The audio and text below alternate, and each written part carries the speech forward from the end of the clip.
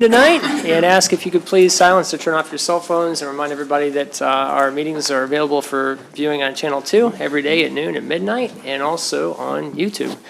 With that, we'll go ahead and begin with the Pledge of Allegiance, followed by a silent prayer. I pledge allegiance to the flag of the United States of America and to the republic for which it stands, one nation, under God, indivisible, with liberty and justice for all.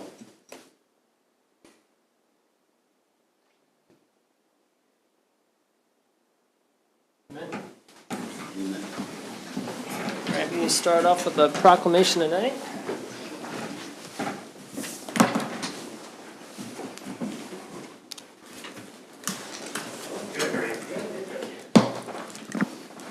All right, this is for Parks and Recreation Month.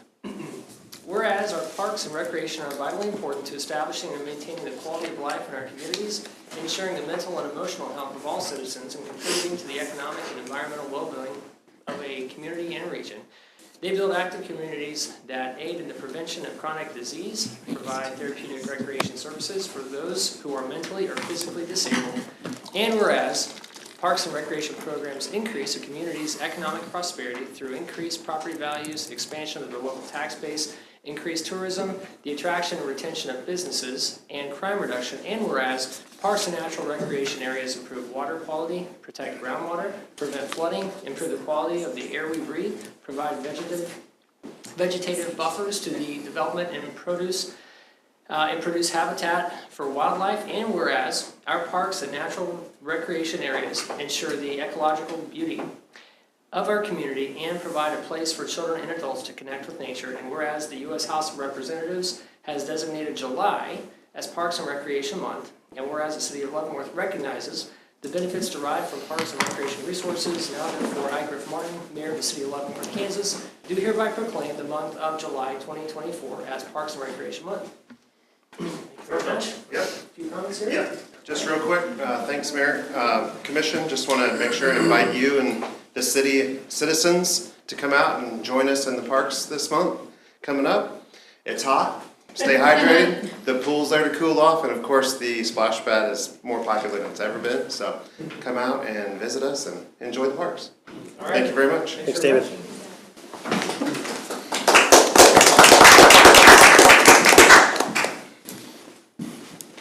All right, now we'll move on to old business, consideration of previous meeting minutes from June 11th, 2024 regular meeting. You just need a motion if there's no comments.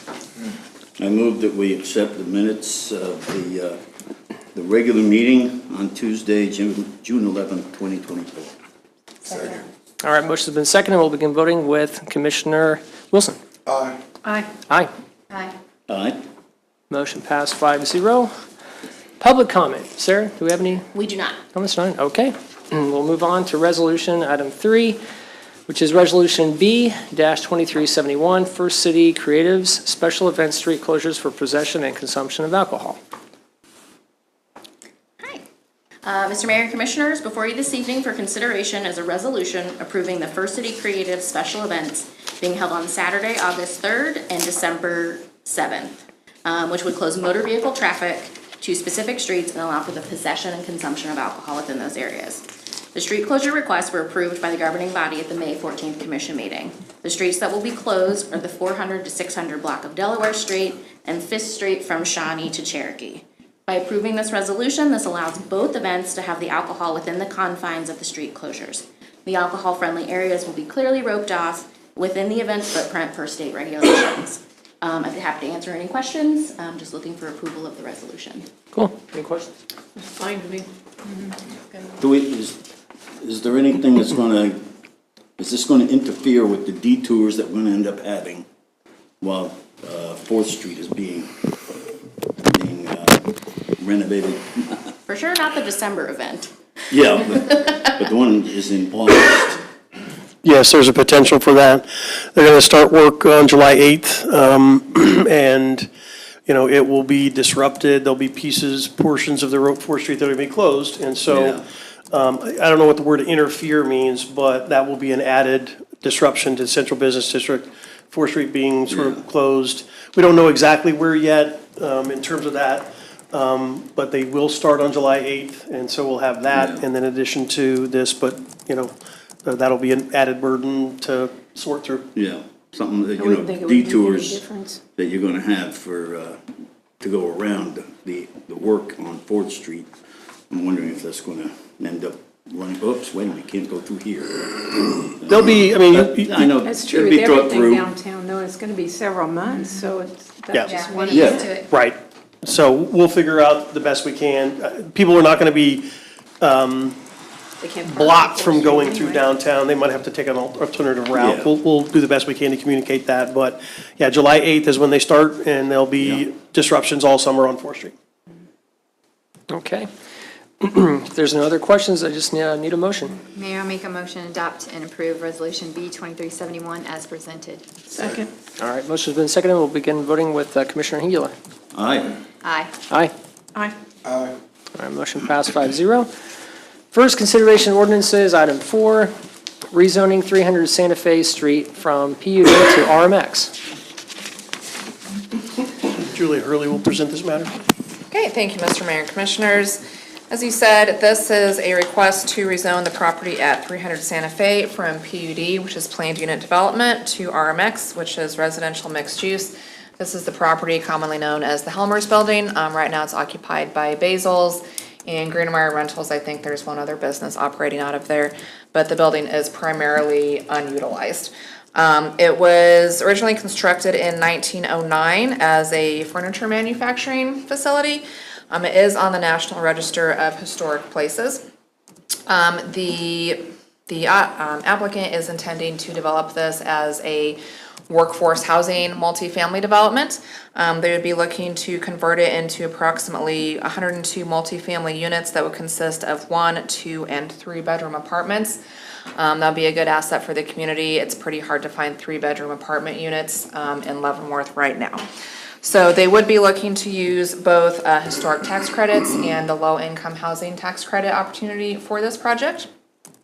So the rezoning to RMX would allow for that multifamily as well as any potential commercial uses that they may want to include with that. The rezoning would allow the existing businesses to stay in operation as long as they need to with the development of this project. So it would not make any existing use non-conforming with this rezoning. So the Planning Commission did consider this at their June 3rd meeting and voted 4-0 to recommend approval of it. After we sent out notifications to property owners within 200 feet as required by statute, we did not receive any questions or comments about it. So staff would recommend approval based on the findings included in your policy report, and I can answer any questions that you might have. Thank you. Go ahead, Ed. So he wants to develop this as a workforce housing project, not for any particular business, Correct. but for any workforce. Correct. Yeah, so that's just, I think, kind of a term used in the housing development community. So no, it would not be tied to any specific business in town. I think Sure. he indicated that that's actually not allowed when using these tax credits. So it's just more geared towards individuals who would qualify based on income to live in the project, which is required as part of the LIHTC tax credit process. And that was my next question. You know, are there going to be restrictions on who can go there and rent? Yep, it would be income restricted. Yeah. Do you know what the rent is on those? I don't know what they intend it to be, but again, it does have to meet federal guidelines for individuals that fall within that group. Income? I'll just add a note that is, those types of considerations aren't part of the zoning itself. That is part of the separate LIHTC. So when you're approving or just considering the rezoning, those types of things aren't part of this Right. particular application. We can still ask, though. You can still ask. I just want to make sure there's no understanding that you're not approving rental things or things like that as part of this consideration. Any other questions? Okay, if there's no other questions, then it looks like we just need a consensus to move forward on that, first reading. Yes. That's good to me. Same here? Yes. Yeah, all right. Then item 5, the first consideration ordinance rezoning 1820 South 4th Street from R1 to 6 to GBD. Okay, thank you again. As you said, this is rezoning for 1820 South Fourth from R16, which is high-density, single-family residential, to GBD, which is general business district. This property is occupied by Tipsy's Liquor. This property, it's always been a commercial property. When zoning first came to the city back in the 1960s, I can't speak for how it was applied. We have quite a few instances in town where the zoning just does not match the use that has always been with a property. So the existing commercial property is considered existing non-conforming, so they can continue to operate as they have been. There's no action by the city that's requiring them to rezone. The reason that they are requesting the rezoning right now is they are looking to add on to the building and expand the business a little bit. And so the development regulations require that any existing non-conforming business be modified to conform or rezone in order to conform with the use if they look to expand or change the use at the business. So again, it's nothing that we're requiring, they're just looking to add on, and so they need to come into conformance. So again, the rezoning would just bring it into conformance with the requirements of the general business district zoning. The planning commission considered this again at their June 3rd meeting and voted 4-0 to recommend approval of it. Again, we sent notice to property owners within 200 feet as required by statute and did not receive any questions or comments about it. And so staff would recommend approval based on the findings that are included in your policy report. So they're expanding the building. Yep, they are adding on. It looks like they're demolishing it. Okay. Yeah. You can't, it's probably historic. It used to be an A&W. It Yeah, I was. remember that, yeah. I remember that. I missed that. Okay. Had a Yeah. fireplace in the middle. Yeah. Was that a I worked at A&W. Any questions? Little space age looking Yeah. fireplace. Oh, yeah. Don't? Okay. Yeah. So we just need a consensus, are we good with that? Yes. Yeah? Yes. All right, cool deal. We're good, Julie. All right, thank you. Thanks very much. Mr. Mayor, Yes, sir? there was somebody came in late and signed up. I don't know if you want to allow public comment at this time. No, I'm fine with that. Yeah, I'm cool with that. We did it earlier, so, yeah, that's a good recommendation, yeah. Sarah, can we go ahead with the public comment there? Ms. Misty Underwood. Okay, Good evening. good evening. I'm back about 2229 Gerard. You guys came up with the decision not to allow the parking. And I was wondering maybe, like I was wanting to ask maybe if we could have parking on one side of the street, because this Father's Day, we had to make arrangements on who was to come over. Because my mom lives in a duplex with only one small driveway. And so we all couldn't even come over at the same time because there's no parking, we don't want a ticket. So I don't know if there would be an option for us to have no parking on one side of the street. My brother had to park all the way up on the same street, but one block over, past the stop sign, to park just to walk to my mom's house. So, and the street's the same narrowness, everything's the same on the whole entire 5 blocks, but only our block is what has no parking on both sides. So if we were to maybe have no parking on one side, that would be more acceptable for us. I mean, it seems like that our house is the only house that only has a single small driveway, and then we can't park there's no parking, like, you know. And then my mom's home health care providers that come once a week, they have to park a block away on the same street, and then have to walk all the way, because if they're long blocks, has to walk all the way to my mom's house. So, I mean, I don't think it's fair. I really don't think it's fair, and I just wish you guys would reconsider. Maybe if you guys went down there personally and looked at the road, yourselves, maybe that could help your decision. Well, I appreciate that. Mr. Kitchens, maybe. We'll evaluate that request. Yeah. Yes, ma'am. Thank you so much. Thank you. Thank you. Okay, we will move over to the staff report. Camp Leavenworth update.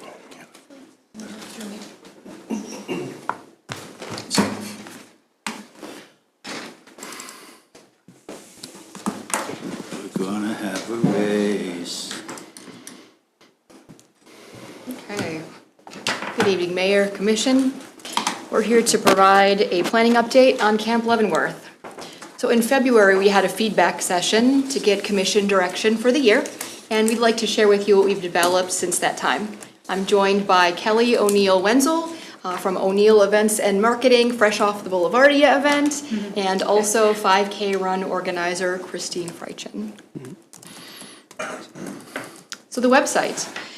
You can see that we've launched the updated website with new graphics. It is open for participation. We would like to see local craft vendors. Last year we had 20. We'd like to grow that number. We also are open for local food truck participation. We had one last year as well. And something we're kind of really trying to get the word out on this year is local organization participation. So in the past couple of years, we've had lots of requests for fundraisers and raffles, which didn't quite seem to fit the event. But we are saying yes to friend raising. So that's an idea that means bring something fun that fits the theme and that you can provide volunteer staff members for, and that can be considered. So you can find the sign up for that on the website. Also wanted to talk about sponsorships. Thought I had a slide, but there we go. There is a new slide deck for sponsorship options. We would really like to see local companies support the event and get marketing for thousands of attendees. If you have ideas for who O'Neill could possibly reach out to as far as sponsorships, that's something that they provide to us. Please let us know. That really hasn't been a key revenue generator for us in recent years. Potentially, that might be partially due to our well-balanced lineup, which doesn't have a headliner. So potentially, that's one of the trade-offs of not having a more of a known act. But we still think that there's interest out there for sponsorships for the camp, so we'd like to see a little more of that. And then we also are continuing our planning. So we invited Haley Shaw, the new director of Main Street, to join in our monthly planning meeting in July, just to kind of brainstorm and see if there's any other way we can get local businesses in the downtown more involved. We have an opportunity with our business bulletin board if we want to recreate that. It actually was damaged and knocked over by the wind last year with some of the weather we had. So the question is, do we want to replace that? Do we want to consider something like that or new?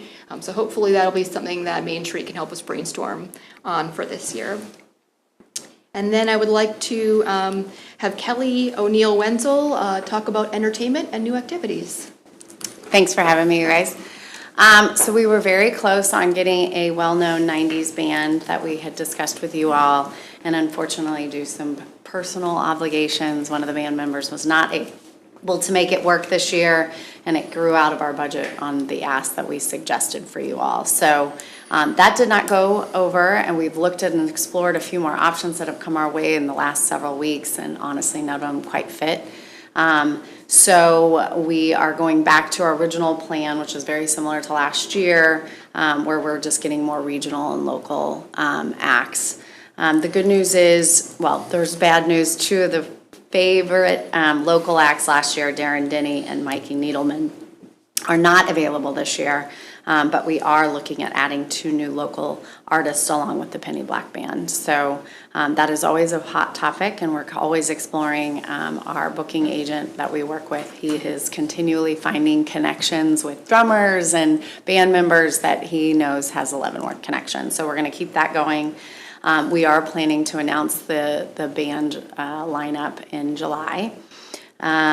We have confirmed the petting zoo, which was something you guys all brought up last time, which was great. We're excited about that. And we're continuing to explore different gaming and carnival rides for teens. We did develop a plan for a local talent stage and activity, which we think will draw some as well and try to kind of build that community. Much like we have the local dance group that comes, it just brings families and some of that. So we're excited about doing something like that.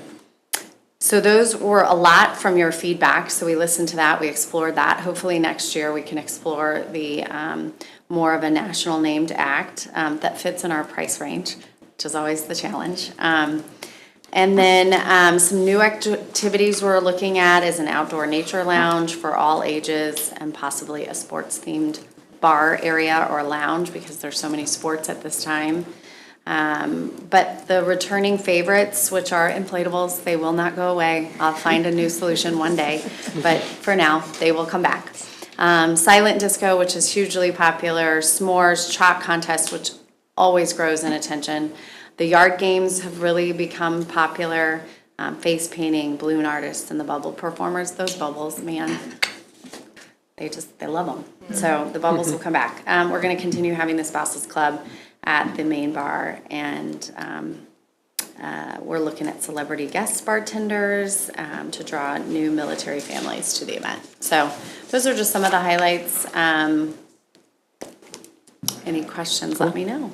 Thank you, thank you. What is an outdoor nature lounge? What does that entail? These are just concepts that we're exploring, just really trying to creatively think about what we could do to appeal to different ages. A lounge could be something relaxing, it could be something non-alcoholic, to have a, sort of maybe an adult space and maybe an all ages space for kids, or that's alcohol-free. So just trying to explore some different options there with our Camp Leavenworth outdoor nature theme.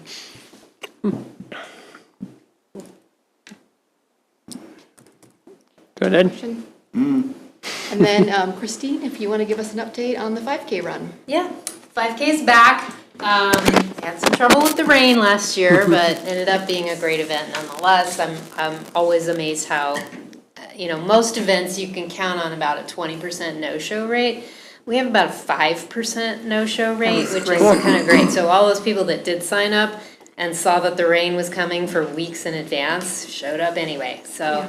Last year's participation was around 250. That was about the same as the year one, and I know it would have been much higher, but for the rain, as you recall, for about 2 weeks prior to the event, it looked like rain, and that prediction just never changed. So with better weather this year, I'm really hunting for 500 this year. I think the course can easily accommodate 2,000, so that's kind of the stretch goal for the next 5 years, is to really grow this into a really large regional event. Some of the 5Ks in Kansas City attract maybe 150 people, 200 people. So we're already doing really well, as in, if you consider that on a competitive basis. Registration is open. We have 35 people signed up so far. I know that does not sound like a lot, but last year at this time, we only had about 10 people. People really do watch the weather for a 5K, and they sign up. Last year we had 150, 160 people sign up in the last 2 weeks prior to the event. There's no reason to think that this year will be any different. We'll keep pushing for earlier registrations, but most likely that's how it's gonna be again this year. Everybody will sign up at the last minute because they'll want the sunny weather. So it's all good. We know to plan for that. So. Cool. The registration price right now, same as last year's, $30. That's kind of the early bird price. As you recall, this is really kind of priced at a break-even point, and so that the adult registrations can cover the kids who are free. That is a huge draw. No, I've never seen any other race that has free kids. So I think that's really an important thing to keep. And then it'll bump up to $35 after the 4th of July. So we'll be doing some early bird marketing for the next week or so, and then that price bump will go up to $35. The course is going to be the same as last year. I think we've dialed it in now. Worked really well last year. I don't foresee any issues, and there's no construction this year that will interfere with that same course. And then the next couple of weeks, I'll start reaching out to the volunteer groups that came out last year. We had really great volunteer support. We had RTC, we had the Lions Club, we had the cheerleaders from LHS, and also the Honor Society from LHS, which are also really terrific. And of course, all of my family, whom I rope into it. They're good volunteers. We're still looking out for sponsors. I actually have a fairly significant sponsor that I'm going to talk to you next week. I shouldn't say anything on the record, but fingers crossed for that one.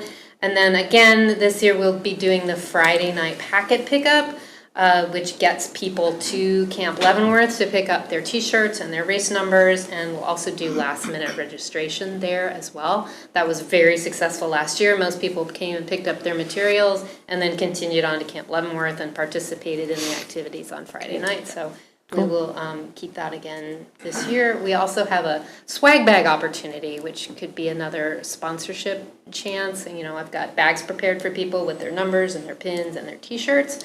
We certainly have room to put more materials in there. So local businesses that want to participate could throw flyers or coupons or what have you. So that's something else we'll be exploring. Cool deal. Ms. Kelly, will there be any new merch this year? Yeah, we're looking at the budget now because we haven't really explored that, but we've gone through quite a bit of our merch, so we'll always continue. Do you have any ideas? Well, I could shoot you something. Yeah. I really like the camp itself, the words. Yeah. Just abbreviated with community activities, music, and play. Just to really try to build on top of that. I really like that. Oh, Yeah. yeah, send me your ideas. And Yes, then ma'am. what merch is popular, you know? What we find is popular here isn't necessarily what's popular at other events that we do, but, yeah, we'll keep looking at them. Anything that lights up for the kids, like Oh, glow that's a cute sticks. idea. at Glow sticks, nighttime. yeah. Yeah. Especially because those earphones light up for the disco, and then that's kind of cool, they can, That's a great idea. I like my hoodies. Do you sell out of those? yeah. I know, those sweatshirts are always really popular. The zip-up hoodies we did last year were really Yeah, I really popular. like Yeah. that. I know, because you're getting into the fall, and people are You thinking. can even make them back to like a flashlight, like a camping flashlight or something. Yeah, to go with the that's a camping lot of thing. cute ideas. I like the light up. Yeah, that's a good idea. Or maybe even a car. I mean, A car? yeah, a car. Okay.